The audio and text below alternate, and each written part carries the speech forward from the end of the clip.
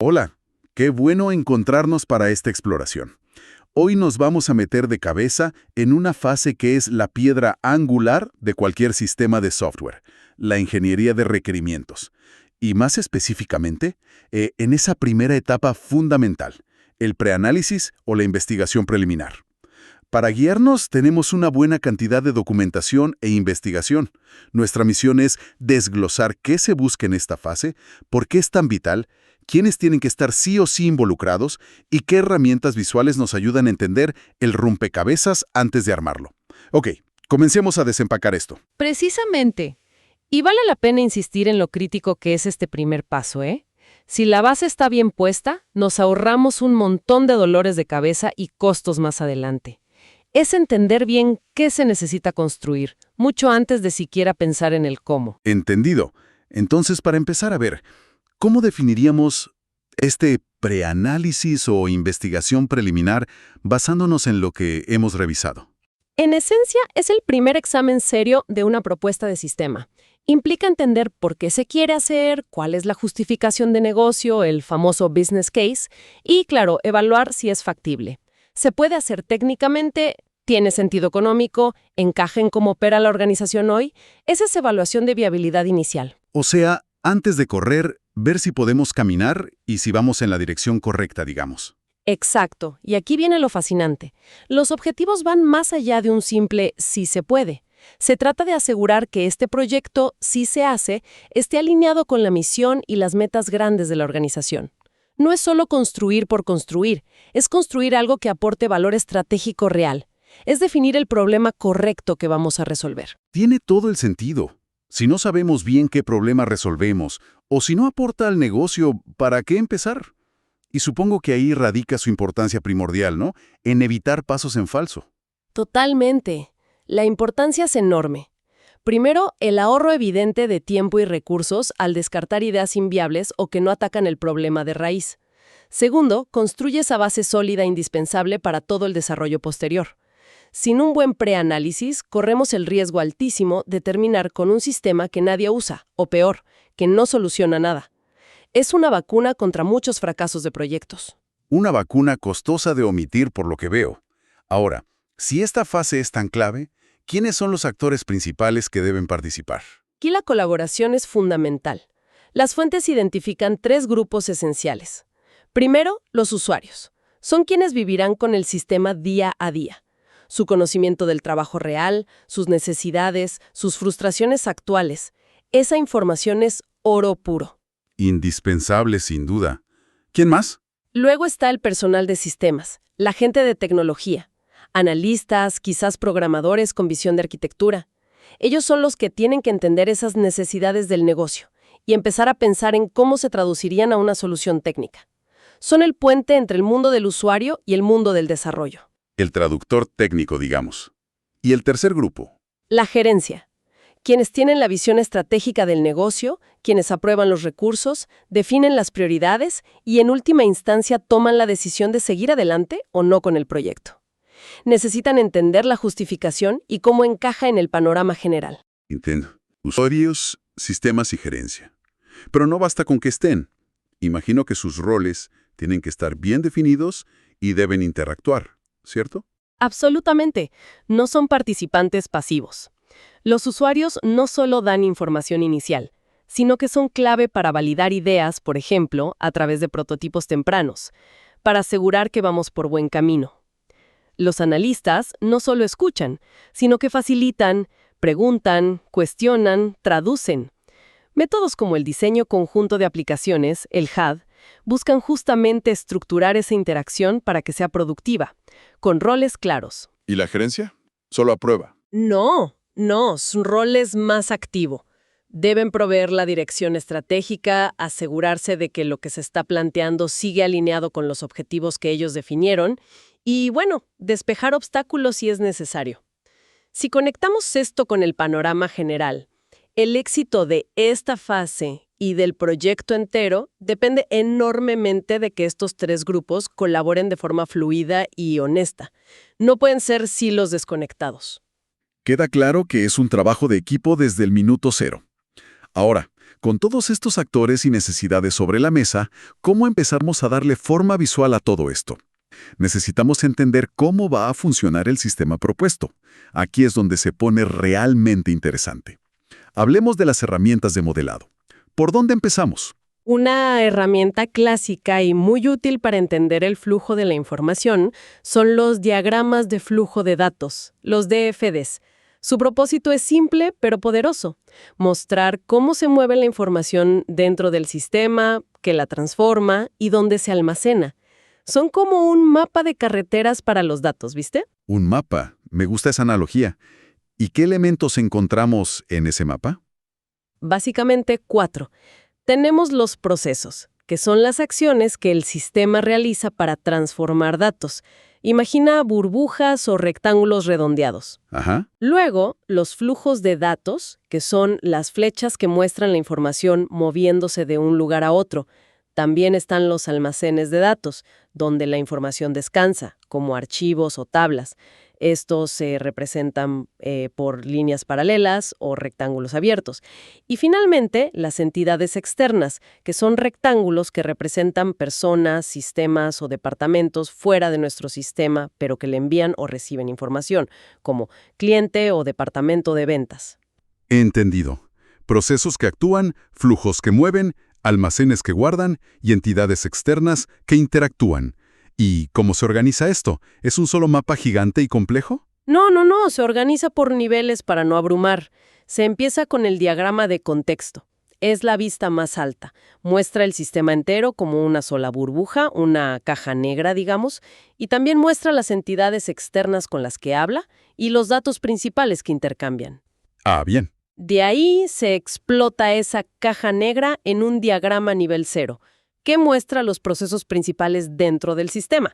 Si uno de esos procesos es muy complejo, bueno, se puede detallar más en un diagrama nivel 1 y así sucesivamente. Es como hacer zoom en el mapa. Interesante. Pasamos de la vista de pájaro a los detalles calle por calle. Pero los DFD se enfocan en el flujo. ¿Qué pasa con la estructura de los datos mismos? O sea, ¿qué información guardamos y cómo se relaciona esa información entre sí? Ahí es donde entra otra herramienta fundamental, los diagramas entidad-relación, o DRs. A veces los llaman ERDs por sus siglas en inglés.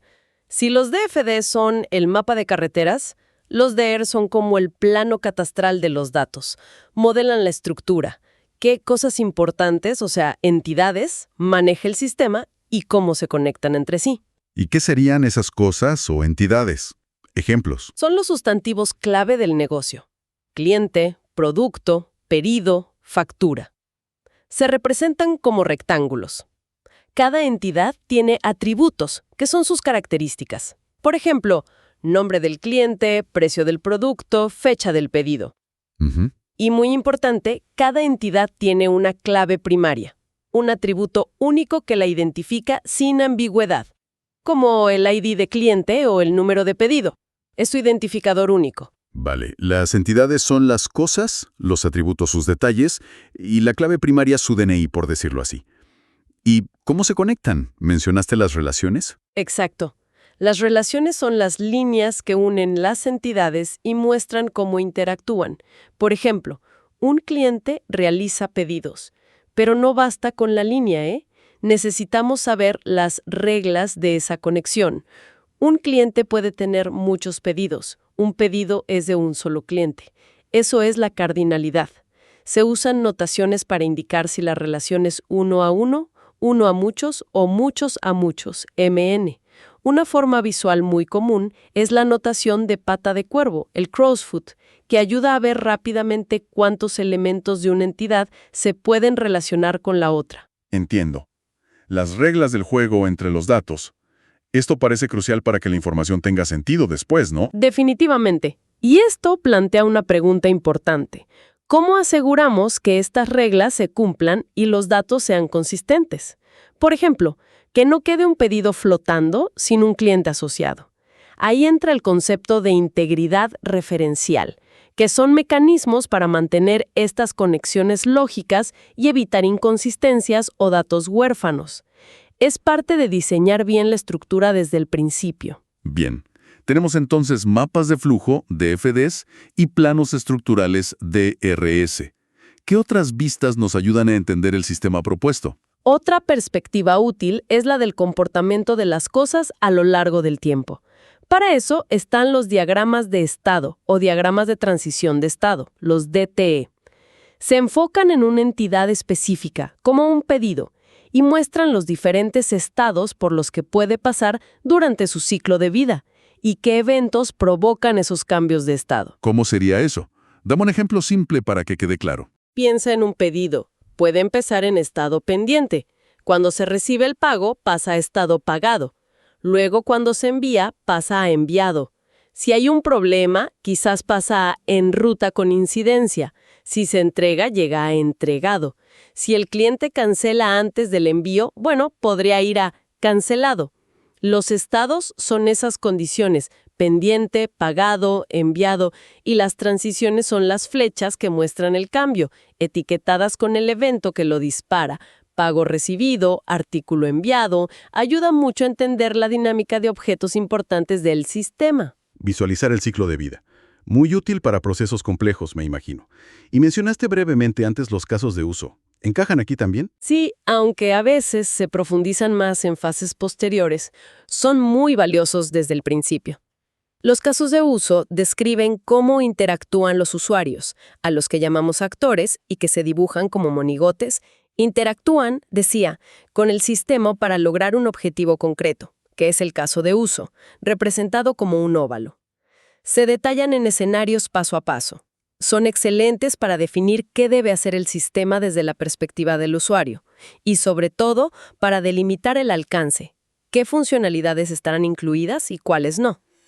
Entonces, resumiendo un poco, DFDs para el flujo, DERs para la estructura de datos, diagramas de estado para el ciclo de vida de las cosas importantes, y casos de uso para la interacción del usuario y definir bien el alcance.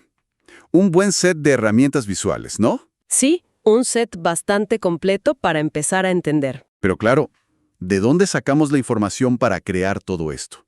¿Cómo descubrimos los requisitos en primer lugar? Ahí entran las técnicas de recopilación de información. Una fundamental es la interacción directa. Las entrevistas con los usuarios y otros involucrados son clave. Pero ojo, no es solo charlar, ¿eh? Requiere preparación. Hay que planificar. ¿Qué queremos averiguar exactamente? ¿A quién debemos preguntar? ¿Qué preguntas haremos? Durante la entrevista es importante saber combinar preguntas abiertas, que invitan a explicar, y preguntas cerradas para confirmar datos específicos. Y después, por supuesto, documentar bien lo conversado. Suena que hay una habilidad real en hacer buenas entrevistas.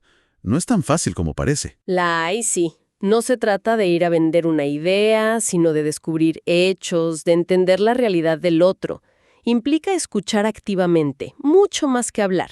Usar el lenguaje de la persona entrevistada, no imponer nuestra jerga técnica. Y algo crucial, hacer un seguimiento después, validar que entendimos bien. Es construir una comprensión compartida de verdad. Además de hablar con la gente, de entrevistar, ¿qué más podemos hacer para recolectar esa información tan necesaria? Hay otras técnicas complementarias muy útiles. Los cuestionarios pueden servir para obtener información de grupos grandes de forma eficiente, sobre todo para opiniones o datos que se pueden cuantificar. El análisis de documentación existente, manuales viejos, formularios actuales, reportes, nos da pistas de cómo se hacen las cosas ahora y qué información se maneja. Es como arqueología de sistemas. Buena analogía.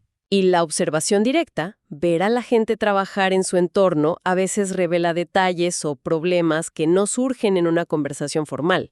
Hay incluso métodos estructurados para observar, como Strobe, que ayuda a analizar cómo el entorno físico y las herramientas de decisión influyen en el trabajo diario. Parece que combinar varios métodos da la visión más completa entonces. Definitivamente, cada método tiene sus fortalezas y debilidades. Usar una combinación inteligente suele dar los mejores resultados para obtener una imagen precisa y completa de las necesidades reales. Bien, hemos involucrado a la gente correcta, hemos usado herramientas visuales para entender y modelar, y hemos recopilado información de diversas fuentes. ¿Cuál es el siguiente paso lógico? Supongo que poner todo esto en orden, ¿no? Exacto. Necesitamos formalizar lo que hemos aprendido. Aquí es donde entra el documento de especificación de requisitos del sistema. A veces le dicen SRS, por sus siglas en inglés. Es básicamente el contrato que dice qué es lo que se va a construir. El documento maestro. El plano detallado del edificio antes de poner el primer ladrillo, como decíamos. ¿Y qué suele incluir este documento tan importante? ¿Cuáles son sus partes clave? Aunque la estructura puede variar un poco, hay secciones clave que casi siempre están presentes. Se empieza con una introducción o descripción general. ¿Qué es este sistema? ¿Para qué sirve? ¿Quién lo pidió? El contexto. Luego, algo fundamental, los objetivos y el alcance. ¿Qué metas busca cumplir el sistema? Y muy importante, ¿qué hará y qué no hará? Definir bien los límites es crucial para evitar malentendidos después. Poner las reglas claras desde el principio, sí. ¿Qué más? Un glosario de definiciones, acrónimos y abreviaturas es vital para que todos hablen el mismo idioma, para evitar confusiones con la terminología. Luego viene el corazón del documento, los requisitos funcionales. Esto es, el qué debe hacer el sistema, qué salidas debe generar, qué entradas procesar, qué cálculos realizar, qué información almacenar. Son las funciones concretas que el usuario espera poder realizar. Las tareas que el sistema debe poder ejecutar. Y hay otro tipo de requisitos además de los funcionales. Sí, y son igualmente importantes. Los requisitos no funcionales. Estos definen cómo debe operar el sistema, sus cualidades, sus características de calidad. Aquí entra la usabilidad, será fácil de usar. Los aspectos tecnológicos, debe funcionar en ciertos equipos o con cierto software existente. Las interfaces externas, cómo se conectará con otros sistemas o hardware. También el rendimiento, qué tan rápido debe ser, cuántos usuarios debe soportar, qué volumen de datos manejará, las restricciones de desarrollo, quizás hay un presupuesto fijo o un tiempo límite. Y, por supuesto, la seguridad y los controles necesarios para proteger la información y el acceso. Entendido. No solo qué hace, sino cómo lo hace, con qué calidad y bajo qué condiciones específicas. Este documento suena a que es la referencia para todo lo que sigue en el proyecto. Totalmente. Es el punto de referencia para saber si el proyecto final fue exitoso. ¿Cumplió con lo especificado aquí? Es la base fundamental sobre la que trabajarán los diseñadores y desarrolladores. Y como decíamos, funciona como un acuerdo formal entre todos, usuarios, equipo técnico y gerencia.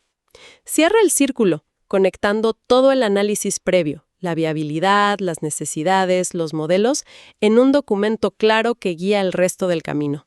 Asegura que todos remen en la misma dirección. Entonces, haciendo un recuento de nuestra exploración del preanálisis, todo empieza por definir claramente el qué se necesita, asegurando que tenga sentido para el negocio.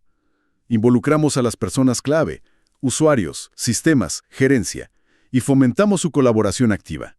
Usamos herramientas visuales como DFDs, DERs, diagramas de estado, casos de uso, para entender y comunicar la futura solución. Recopilamos información a fondo, usando entrevistas, análisis de documentos, observación. Y finalmente, documentamos todo de forma precisa en la especificación de requisitos. Entonces, ¿qué significa todo esto? Que un preanálisis bien hecho no es burocracia innecesaria, es la inversión inicial que multiplica las chances de éxito del proyecto. Es sentar bases firmes. Exacto.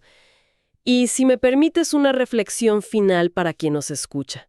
Las propias fuentes que revisamos mencionan la realidad de los métodos ágiles y cómo los requisitos pueden cambiar, incluso durante el desarrollo. La tecnología y el negocio evolucionan a una velocidad impresionante, ¿no? Esto nos lleva a preguntarnos, considerando esta dinámica, ¿cómo pueden las organizaciones asegurarse de que su entendimiento de los requerimientos no sea una foto estática del preanálisis, sino algo vivo, que se adapte? ¿Cómo mantener esa alineación crucial con los objetivos del negocio, que también evolucionan, incluso cuando el proyecto ya está en marcha? Mantener esa conexión estratégica vigente es, quizás, el desafío continuo más allá de esta fase inicial tan importante. Una pregunta muy pertinente para seguir pensando, sin duda. Muchas gracias por acompañarnos en esta inmersión en la fase de preanálisis de la ingeniería de requerimientos. Hasta la próxima exploración.